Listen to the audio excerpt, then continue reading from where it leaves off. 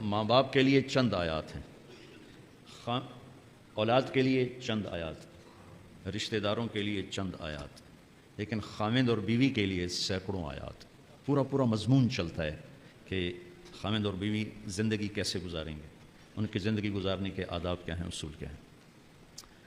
دو وجہ سے اس کو زیادہ پھیلایا گیا ہے، ایک اس کی اہمیت، ایک اس کی نزاکت۔ اہمیت یہ ہے کہ یہ بنیاد ہے، یہ اگر ہل گئی تو سارا معاشرہ ہل جائے گا، اس پر سارے معاشرے کی بنیاد ہے۔ یہ دو ایسی اکائیاں ہیں جس سے سارے عدد وجود میں آتے ہیں۔ اور نزاکت اس لیے ہے کہ کوئی رشتہ ٹوٹتا نہیں، ماں بیٹے کا، ماں بیٹی کا، باپ بیٹے کا، بھائی بھائی کا، بہن بھائی کا رشتہ ٹوٹتا نہیں۔ خاوند بیوی کا رشتہ ایک بول پہ ٹوٹ جاتا، ایک لفظ ہوتا ہے اور رشتہ ٹوٹ جاتا۔ تو اس لیے اس کو محفوظ رکھنے کے لیے لمبے چوڑے قرآن نے مضامین بیان کیے۔ کسی رشتے کو اللہ نے اپنی نشانی کے طور پہ بیان نہیں کیا قرآن میں۔